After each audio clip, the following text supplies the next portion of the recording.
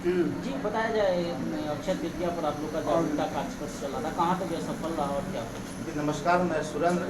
जवाहर ज्योति बाल विकास केंद्र समस्तीपुर से। अक्षय तृतीया के मौके पर पूरे जिले में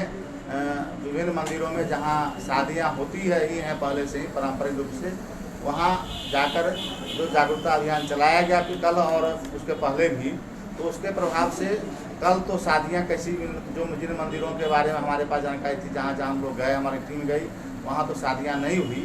लेकिन आज कुछ जगहों पर पता चला कि शादी होने का संभावना है। शाम तक हम लोग भी उसको जाके वहाँ जाके प्रयास करेंगे कि उनके माँ बाप को समझाएं और नाबालिग बच्चों की शादी ना करें, उससे होने वाले स्वास्थ्य नुकसान और आर्थिक समाज नुकसान के बारे में बताने की कोशिश करेंगे। लेकिन अक्षय तृतीया के मौके पर पूरे देश में जो बाल विवाह होने का प्रमाण है, उसके पीछे जो रीति रिवाज हमारे यहाँ हिंदू धर्म में कि लड़कियों की शादी महीना मासिक धर्म होने से पहले करने से उसके माँ बाप को मोक्ष मिलता है, और वो मोक्ष प्राप्ति के चलते अपने बेटी के साथ वो इस तरह का विवाह करके उसकी हत्या करने का प्रयास करते। मैं मानता हूँ कि कम उम्र में बेटियों की शादी करना उसकी हत्या करने के बराबर है, और उस सामाजिक अपराध में वह पूरा समाज और शामिल होता है। उस शादी विवाह में शामिल होने वाले, बाल विवाह में शामिल होने वाले पंडित, मौलवी, जो भी धार्मिक धर्मगुरु हैं, वो जो बाजा वाला, टेंट वाला, खाना बनाने वाला, हलवाई, या जो बाराती आया वो, और जो गांव के लोग शामिल हुए, चाहे वो जनप्रतिनिधि हो चाहे कोई हो, सब बराबर के भागीदार होते हैं। लेकिन अभी तक पूरे बिहार में एक भी ऐसा प्रमाण नहीं है जहां इस तरह की प्रशासनिक कार्रवाई हुई हो जिसमें शादियां होती हैं बाल विवाह, और उसको रोकने के लिए प्रशासन सजग रूप से लगती तो है, लेकिन अब शादियाँ हो जाती है उसके बाद की कार्रवाई का इस जिले में एक भी प्रमाण नहीं है। अभी तक इस जिले में एक भी ऐसी बच्ची की शादी रोकने के होने के बाद, बाल विवाह होने के बाद इंजेक्शन ऑर्डर प्रशासन ने नहीं निकाला है।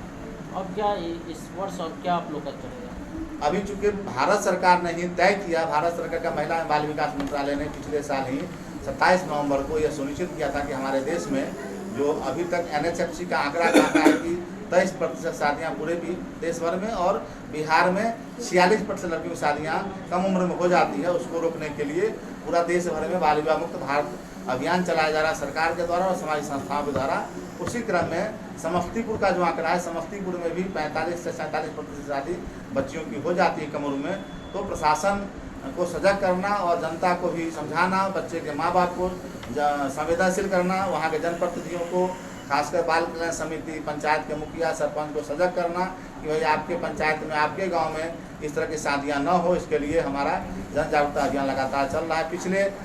100 दिनों तक, फरवरी 24 जनवरी जिस दिन राष्ट्रीय बालिका दिवस मनाया जाता है पूरे देश भर में, उस दिन हमारे जिले में